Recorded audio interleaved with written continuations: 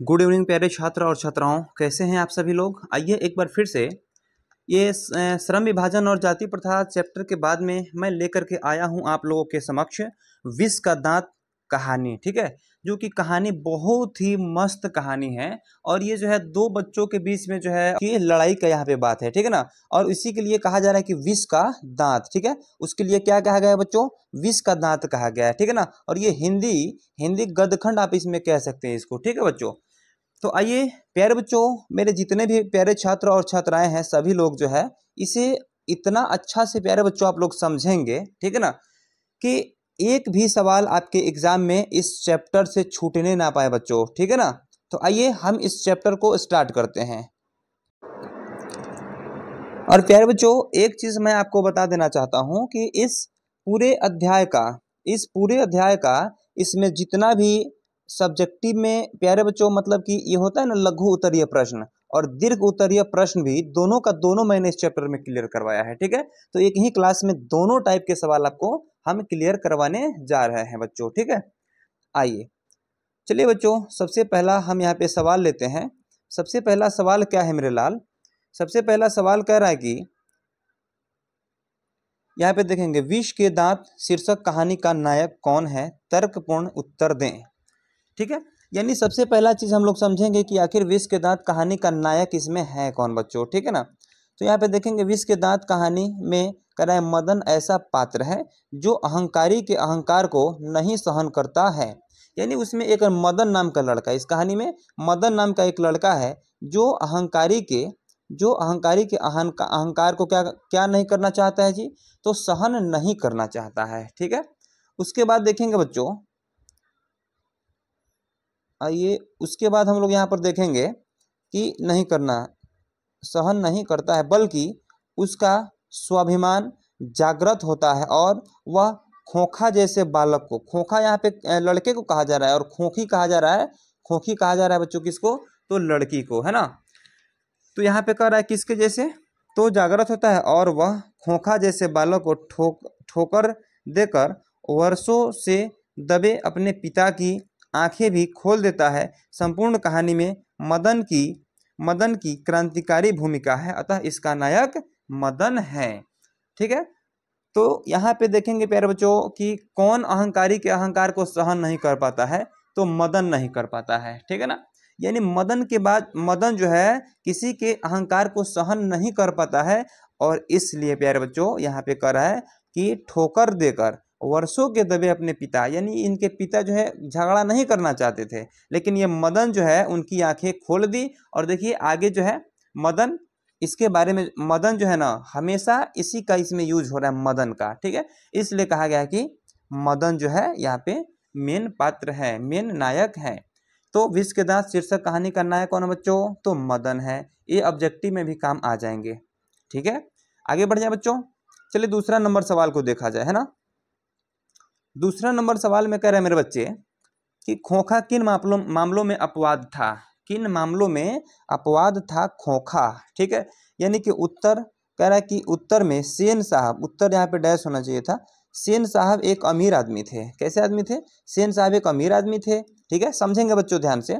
और कह रहा है कि खोखा उनके बुढ़ापे की आंखों का तारा था। कौन बच्चों, खोखा, कौन था, खोखा। ठीक है, तारा था, इसलिए मिसेज सेन ने उसे काफी छूट दे रखी थी। ठीक है, मिसेज सेन ने उसे काफी छूट दे रखी थी। ठीक है, खोखा जीवन के नियम का जैसे अपवाद था, खोखा जीवन के नियम के जैसे अपवाद था और इसलिए यह भी स्वाभाविक था कि वह घर के नियमों का भी अपवाद था। यानी घर में जो भी नियम बनाए गए थे ना, घर में प्यारे बच्चों जो भी नियम बनाए गए थे वे सारे नियमों का क्या था, तो अपवाद था। कोई नियम का पालन ही नहीं करता था खोखा। ठीक है ना, यानी कि वह जो है सारे नियमों का भी अपवाद था। ठीक है, चलिए नेक्स्ट तीसरा नंबर सवाल को देखें बच्चों। कह रहा है कि विष के दांत शीर्षक की सार्थकता स्पष्ट कीजिए। यानी कि सवाल यहाँ पर पूछ रहा है कि आखिर इस चैप्टर का नाम जो है विष का दांत क्यों रखा गया है बच्चों। ठीक है, आखिर इस चैप्टर का नाम विष का दांत ही क्यों रखा गया है, यह कितना सार्थक है चैप्टर इस नाम से, है ना। तो यहाँ पे कह रहा है बच्चों कि विष के दांत शीर्षक महल और झोपड़ी, एक तरफ महल है बच्चों और एक तरफ झोपड़ी है, ठीक है। और कह रहा है कि महल और झोपड़ी की लड़ाई की कहानी है, लड़ाई की कहानी है बच्चों। मदन द्वारा पीटे जाने पर खोखे खोखे खोखा के दो दांत टूट जाते हैं। किनके दो दांत टूटे थे? तो खोखा के बच्चों। किनके दो दांत टूटे थे? तो खोखा के। किनके? खोखा के। ठीक है ना। अगर सवाल में पूछता है बच्चों कि खोखा के विष के दांत शीर्षक पाठ में खोखा के कितने दांत टूटे थे, कितने दांत टूटे थे बच्चों? आप कहेंगे दो। कितने कहेंगे? दो कह देंगे। क्या सुना आपने? कि खोखा के दो दांत टूटे थे, ठीक है। अब यहाँ पर कह रहा है कि दो दांत टूट जाते हैं, खोखा के ही दो दांत टूट जाते हैं। वे अमीरों की क्या करता है? प्रदर्शन प्रियता और गरीबों पर उसके अत्याचार के विरुद्ध एक चेतावनी है कि सशक्त विद्रोह है यही, सशक्त विद्रोह है यही इस कहानी का लक्ष्य है। अतः निसंदेह कहा जा सकता है कि विष के दांत इस दृष्टि से बड़ा ही सार्थक शीर्षक है, बड़ा ही सार्थक शीर्षक है। यानी कि देखिए मदन का दो दांत टूट जाता है, ठीक है। यानी मदन द्वारा पीटे जाने पर खोखा के दो दांत टूट जाते हैं। यानी खोखा जो था ना बहुत ही दुलारा था, यानी महल वाला कौन था? खोखा था, ठीक है ना। चलिए उसके बाद आगे बढ़ते हैं बच्चों। सभी सवाल को जब देखेंगे ना समझ जाएंगे आप पूरी कहानी आखिर है क्या। और सबसे प्यारे बच्चों मेन चीज है यहाँ पर, सबसे मेन चीज बच्चों यहाँ पर है ना कि इसमें जो है लास्ट में एक पहला नंबर जो दीर्घ उत्तरीय में सवाल आएगा उसमें सारा का सारा ये जो है क्वेश्चन का सारांश दिया गया है। आप सारांश जाकर देखेंगे ना ऑटोमेटिक आपकी आंखें खुल जाएंगी और समझ में आ जाएगा कि यह कहानी कहाँ है, किस प्रकार से है, ठीक है। आगे आइए बच्चों, आगे देखते हैं। यहाँ पर आगे कह रहा है क्या कि कासू का चरित्र चित्रण करें। थोड़ा हम लोग देखेंगे कि कासू आखिर कैसा लड़का था इस चैप्टर में, इस पूरे चैप्टर में, विष के दांत चैप्टर में कासू जो था कैसा लड़का था। तो यहाँ पे कह रहा है कि कासू समृद्ध पिता का खोखा लड़का, समृद्ध मतलब बहुत सुखी थे, बहुत सुखी थे, यानी यही महल वाले थे, ठीक है। और इन्हीं का लड़का था खोखा। और खोखा लड़का क्या है? शौक, कह रहा है पिता का शौक लड़का है, यानी शौकीन लड़का है, ठीक है। माता पिता और माता पिता और बहनों को क्या करता है? अतिशय प्रेम पाकर, अतिशय मतलब अधिक, बहुत अधिक प्रेम पाकर उसके स्वभाव में एक प्रकार का दुराग्रह व्याप्त हो गया है, यानी दुलरुआ हो गया है, ठीक है। और वह जिद्दी स्वभाव का है, और वह इतना ना जिद्दी हो गया है कि पैसा मांगता है दुकान में जाने के लिए तो मांगता ही है, ठीक है, वो मानता ही नहीं है, ठीक। उसके बाद कह रहा है उसके मन में जो आता है वही करता है, उससे अहंकार वृत्ति भी है। और मान लीजिए कि किसी को कह रहा है कि हम उसको पीटेंगे तो पीटेंगे, यानी मेरे पीछे जो है माँ बाप का बहुत बढ़िया जो है बैकग्राउंड है, मैं इसको भी पीट सकता हूँ, उसको भी पीट सकता हूँ, हमें कोई दिक्कत होने वाला नहीं है। और किसी को भी पीट सकता है। और कोई जाके अगर किसी को पीटता है और दूगो इसका अगर बत्तीसी झाड़ दे, तब बत्तीसी में से दूगो झाड़ दिए तब इसका काम बन जाएगा कासू का, ठीक है। तो इसलिए कासू जो था बहुत खचरा आदमी था, ठीक है। चलिए आगे बढ़ते हैं, आगे बढ़ते हैं बच्चों। यहाँ पे देखेंगे 5वां नंबर सवाल को, ठीक है। 5वां नंबर सवाल में कह रहा है बच्चों कि आपकी दृष्टि में कहानी विष के दांत का नायक कौन है? तर्कपूर्ण उत्तर दीजिए। तो इसमें नायक तो कासू ही था, कासू था या फिर मदन था? मदन को बोला था ना मैंने, चलिए मदन था। चलिए फिर आगे देखते हैं इसमें क्या कर रहा है बच्चों। कह रहा है कि हमारी दृष्टि में विष के दांत शीर्षक कहानी का नायक मदन है। कौन है बच्चे? मदन है। क्या बोला मैंने और क्या सुना आपने? कि विष के दांत कहानी का, जाके ढिंडोरा पीट दो एक बार कि विष के दांत कहानी का नायक कौन है मेरे लाल? तो यहाँ पे मदन है। कौन है जी? मदन है ना। उसके बाद प्यारे बच्चों यहाँ पे कह रहा है कि सारे पात्रों में सर्वाधिक प्रभावशाली है और यह कथा वस्तु में उसका ही महत्व सर्वोपरि है। इस दृष्टि से विचार करने पर स्पष्ट ज्ञात होता है कि इस कहानी का नायक मदन ही है। इसमें ज़्यादा कुछ सोचने वाली बातें नहीं है, ठीक है। बस यही मेन इसमें है कि पूछ रहा है ना कि कहानी का मेन आदमी कौन है। फिर कह रहा है इसमें मदन का ही चरित्र है जो सबसे अधिक प्रभावशाली है। पूरी कथा वस्तु में इसी के चरित्र का महत्व है। खोखे के विष के दांत उखाड़ने की महत्वपूर्ण घटना का भी वही संचालक है। अतः निर्विवाद रूप से मदन ही कहानी का नायक है।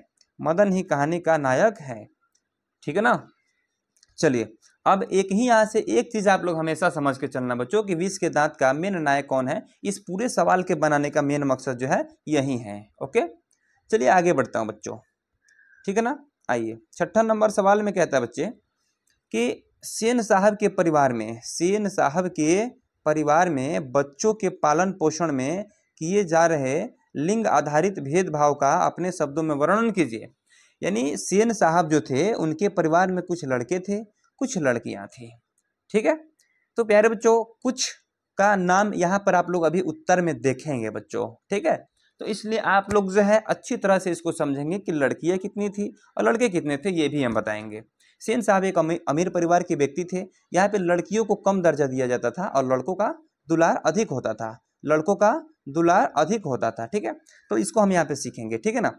चलिए बच्चों यहाँ पे कह रहा है कि सेन साहब अमीर आदमी थे, उनकी 5 लड़कियां, क्या बोला मैंने, क्या सुना आपने बच्चे, सेन साहब की 5 लड़कियां।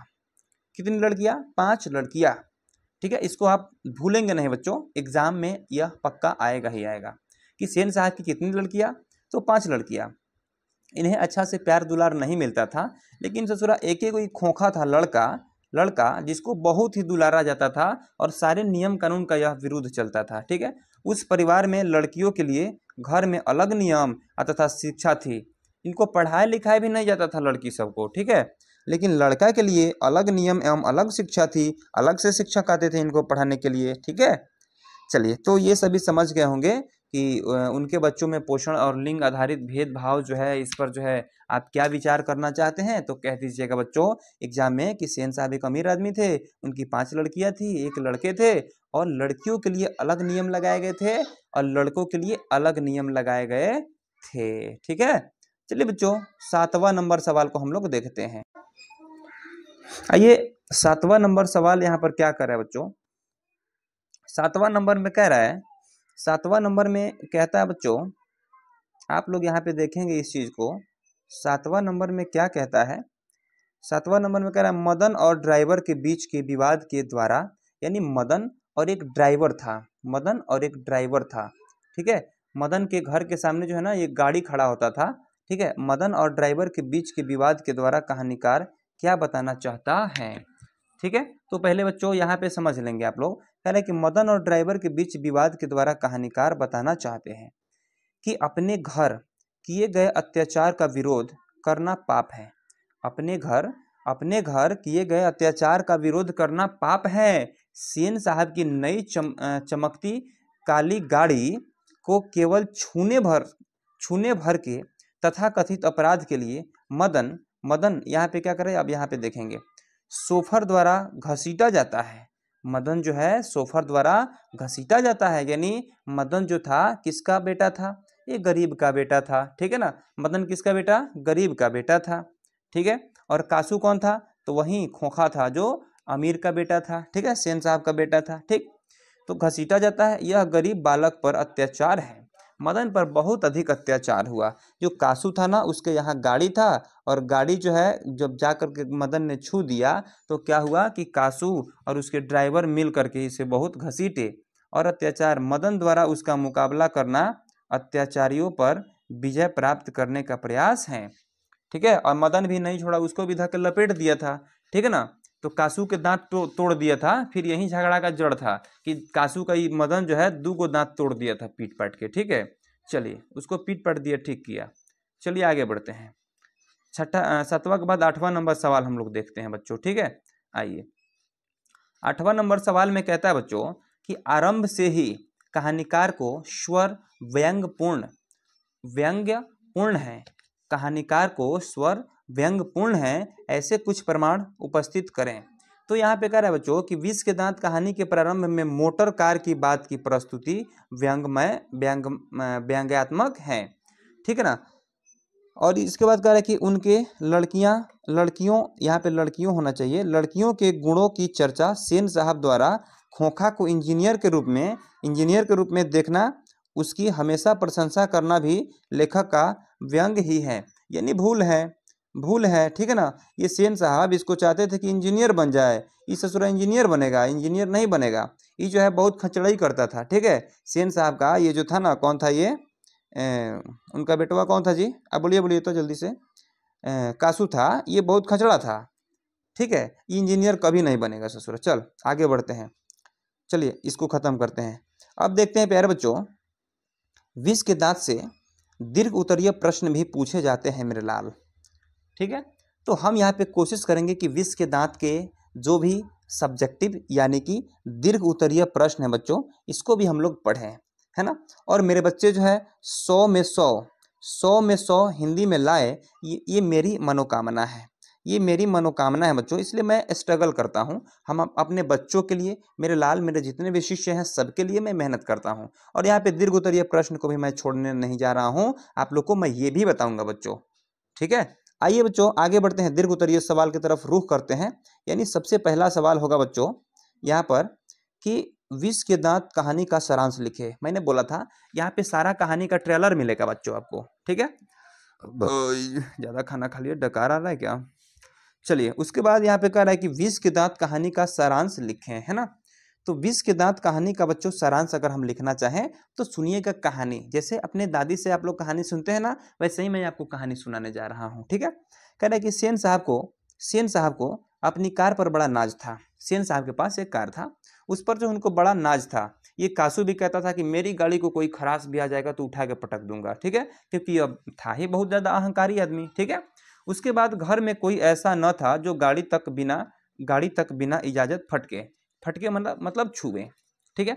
पांचों लड़कियां माता पिता का कहना अक्षरशः पालन करती, किंतु बुढ़ापे में उत्पन्न खोखा पर घर का कोई नियम लागू न होता था। बुढ़ापे में उत्पन्न खोखा पर घर का कोई नियम लागू न होता था, अतः गाड़ी को खतरा था।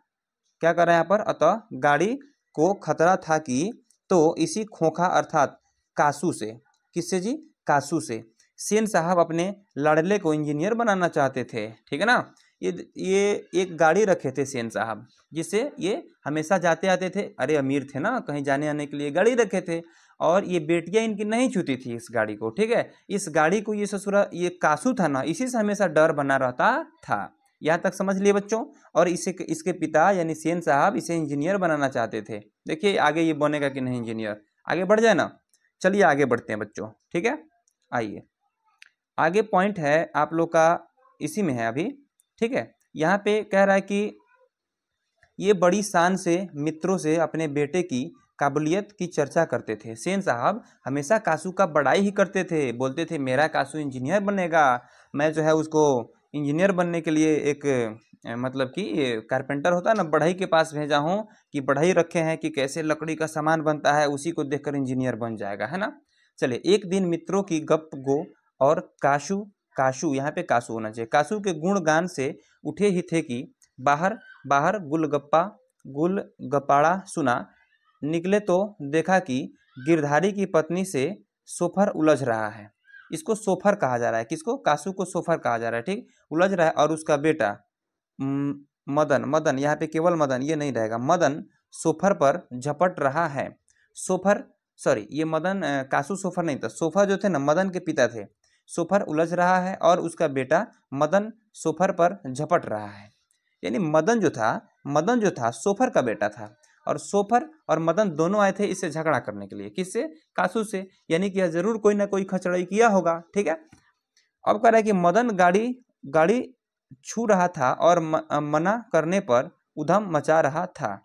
क्या, मदन गाड़ी छू रहा था, सॉरी यहाँ पे क्या कर रहा है कि मदन गाड़ी छू रहा था और मना करने पर उधम मचा रहा था। आइए आगे देखते हैं बच्चों, मचा रहा था। उसके बाद यहाँ पर कह रहा है, उसके बाद यहाँ पे है बच्चों कि सेन साहब ने मदन को चेतावनी दी। मदन कासू को चेतावनी दी और अपने किरानी गिरधर को बुलाकर डांटा, अपने बेटे को संभालो, ठीक है, अपने बेटे को संभालो। गिरधर को बुलाकर डांटा, अपने बेटे को संभालो, ठीक है। फिर घर आकर गिरधारी ने मदन को खूब पीटा। क्या किया जी, खूब पीटा। दूसरे दिन बगल वाली गाड़ी में मदन दोस्तों के साथ लट्टू खेल रहा था। क्या खेल रहा था बच्चों? मदन, ऑब्जेक्टिव में आएगा कि मदन क्या खेल रहा था मेरे बच्चे, तो ये लट्टू खेल रहा था। क्या खेल रहा था जी? लट्टू खेल रहा था। कासू भी खेलने को मचल गया। देखिए मदन जो है लट्टू खेल रहा था, ठीक है, ये क्या खेल रहा था? लट्टू, लट्टू खेल रहा था, ठीक है। और ये कासू भी लट्टू खेलने के लिए मचल गया, किंतु मदन ने लट्टू देने से इनकार कर दिया। क्या कर दिया जी? इनकार कर दिया। कासू की आदत तो बिगड़ी थी, यहाँ पे ये नहीं होना चाहिए, पूर्ण विराम, ठीक है। कासू की आदत तो बिगड़ी थी, और इनकी आदत क्या बिगड़ी थी बच्चों? तो आइए देखते हैं यहाँ पर। इनकी आदत ये बिगड़ी थी ना मेरे बच्चे कि देखिए, बस आदत वश हाथ चला दिया, हाथ चला दिया। जब मदन जब बोला ना कि हम आपको लट्टू नहीं खिलाएंगे, तो ये कासू ने मदन पर हाथ चला दिया। मदन भी पिल पड़ा। पिल पड़ा मतलब भीड़ गया, भीड़ पड़ा, चलिए इस पर भीड़ पड़ा होना चाहिए। और मार मार कर कासू, यहाँ पे कासू के दांत तोड़ दिए। अरे भैया, ये मदन गरीब झोपड़े का था ना, ये ऐसे ही ताकतवर था, और कासू जो था ये प्यारा दुलारा था ना ये सेन साहब का, इसलिए मदन क्या किया कि इसके दांत तोड़ दिया। देर रात मदन घर आया तो सुना कि सेन साहब ने उसके पिता को नौकरी में हुआ दिया है।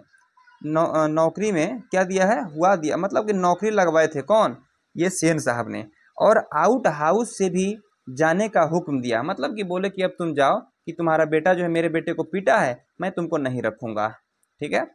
फिर मदन के पैर से लोटा लुढ़क गया। आवाज़ सुनकर उसके माता पिता निकल कर आए। मदन मार खाने को तैयार हो गया। गिरधारी उसकी ओर तेजी से बढ़ा, किंतु सहसा उसका चेहरा बदल गया। चेहरा क्या हुआ? बदल गया। उसको लगा कि मैं किसी को अगर नहीं अपने खेल में शामिल करना चाहता हूं, तो हमें क्यों पीटा जा रहा है, ठीक है ना। उसके बाद है बच्चों, उसके बाद है मेरे बच्चे कि यहाँ पे देखिएगा मेन रंग लाने वाला यहाँ पे है, ठीक है, कि मेन पॉइंट जो है यहाँ पे है बच्चों। कह रहा है कि उसने मदन को गोद में उठा लिया। शाबाश बेटा, एक मैं हूँ और एक तू है, जो खोखा के दो दो दांत तोड़ डाले। इसी प्रकार हम देखते हैं कि कहानीकार ने विश्व के दांत उच्च वर्ग के सेन साहब की महत्वाकांक्षा, सफ़ेद पोशी के भीतर लड़के लड़कियों में विभेद भावना, नौकरी पेशा वाले गिरधारी की हीन भावना और उसके बीच अन्याय का प्रतिकार करने वाली बहादुरी और साहस के प्रति प्यार और श्रद्धा को प्रस्तुत करते हुए प्यार दुलार के परिणामों को बखूबी दर्शाया है, ठीक है ना। यहाँ पे देख रहा है कि एक अमीर व्यक्ति है, उसके बेटे को पीटने में मदन जो है थोड़ा सा भी नहीं हिचकिचा रहा है।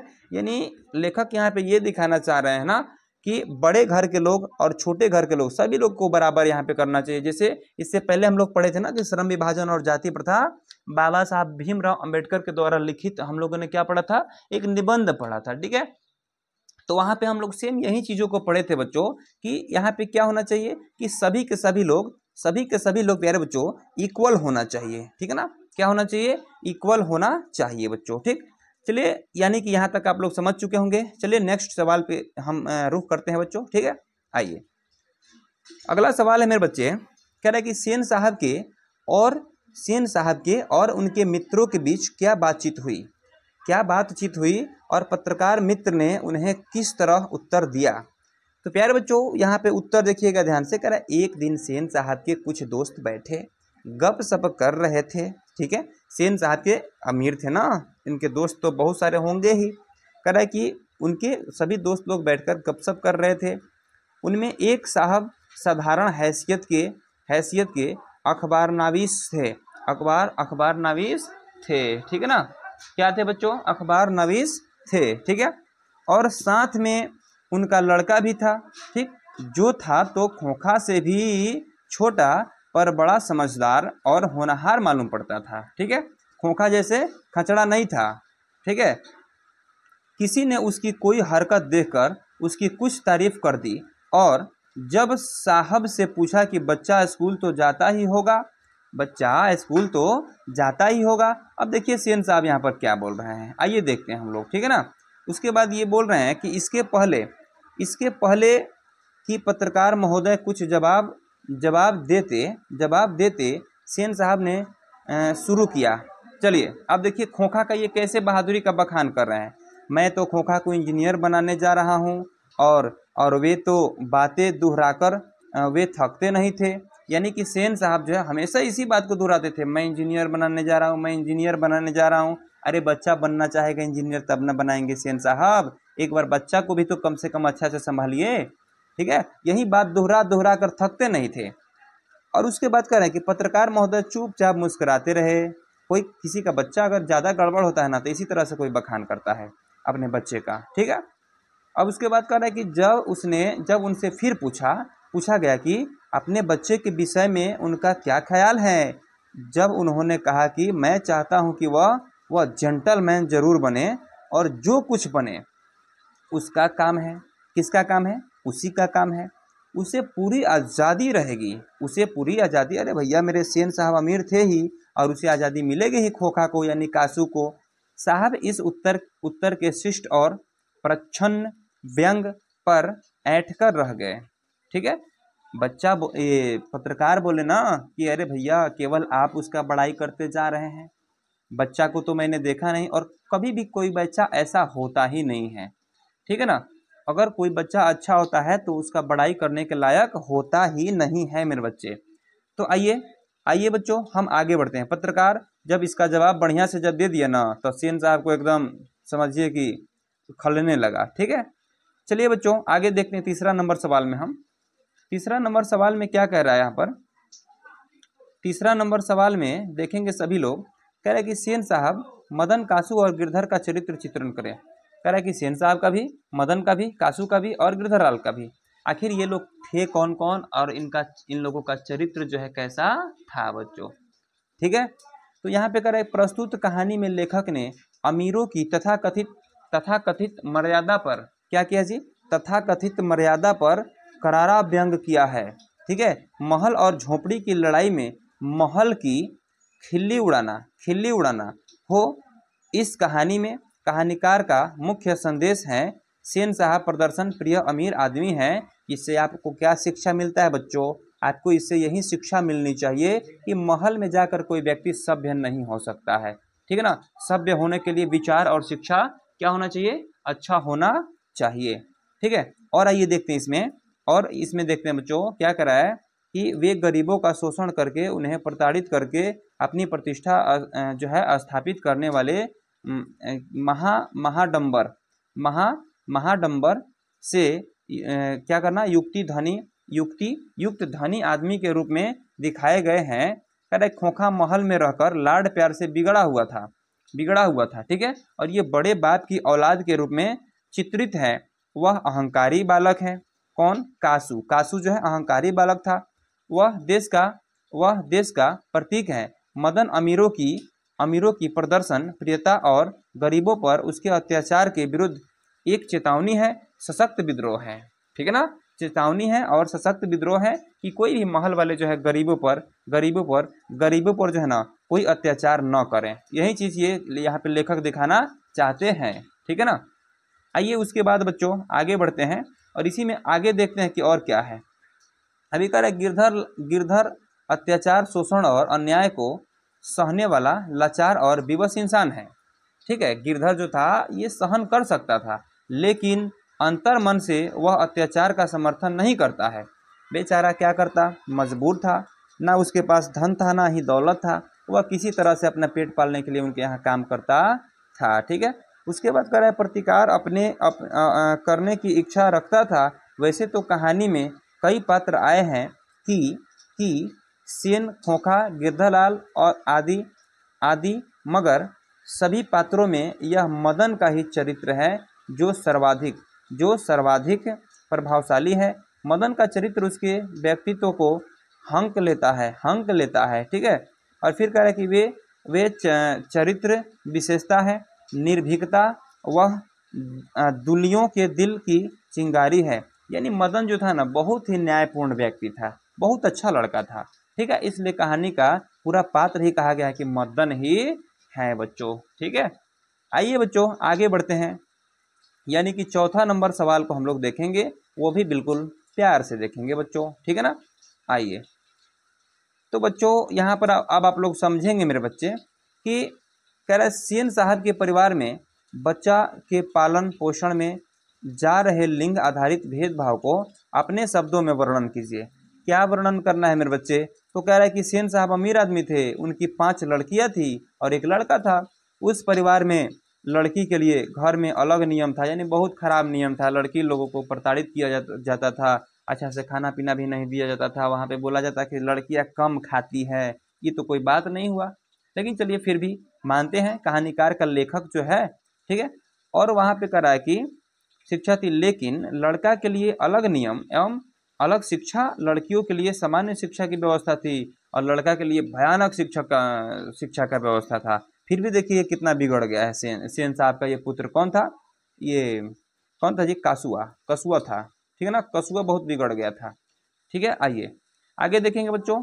यहाँ पे फिर कह रहा है क्या, फिर यहाँ पे आप लोग देखेंगे, कह रहा है वहीं खोखा को प्रारंभ से ही इंजीनियर के रूप में देखा जा रहा था। लड़कियां कठपुतली स्वरूप थी, यहाँ जिधर भी घुमा दीजिए उधर घूम जाती थी लड़कियां, ठीक है। उन्हें क्या नहीं करना चाहिए यह पूरी तरह से सिखाया गया था। लड़कियों को ये सिखाया जाता था कि क्या नहीं करना चाहिए, ठीक है। दूसरी ओर खोखा यानी लड़का के दुर्दलित स्वभाव के अनुसार सिद्धांतों को बदल देना सेन परिवार के लिए सामान्य बात थी। इस तरह से उस परिवार में लिंग आधारित भेदभाव व्याप्त था। सेन साहब के परिवार में लिंग पर आधारित बहुत ज्यादा भेदभाव होता था, ठीक है। तो यहाँ तक समझ गए होंगे बच्चों। अपने एग्जाम में इस चीज को लिख सकते हैं ना, यस या नो? यस या नो कमेंट बॉक्स में आप लोग लिखेंगे जल्दी से, ठीक है। चलिए बच्चों आगे बढ़ते हैं, थोड़ा सा आगे बढ़ते हैं बच्चों।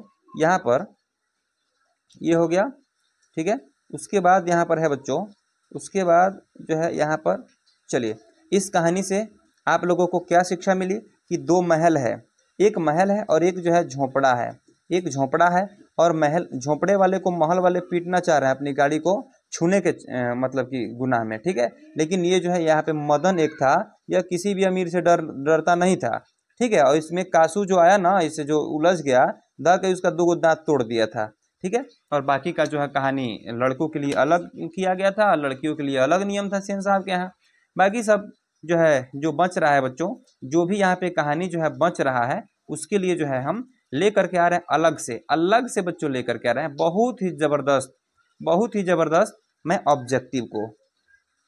तो प्यारे बच्चों आज ही की भांति कल आइए अपने ही क्लास में आप लोग को मिलेगा। जिस प्रकार से इसमें लघु उत्तरीय और दीर्घ उत्तरीय प्रश्न को हमने खत्म किया, उसी प्रकार से लेकर के आ रहे हैं कल के क्लास में संपूर्ण ऑब्जेक्टिव, विष के दांत के संपूर्ण ऑब्जेक्टिव को। तब तक के लिए फिर चलिए प्यारे बच्चों मिलते हैं कल के क्लास में। तब तक के लिए सभी मेरे प्यारे बच्चों को टाटा, गुड बाय।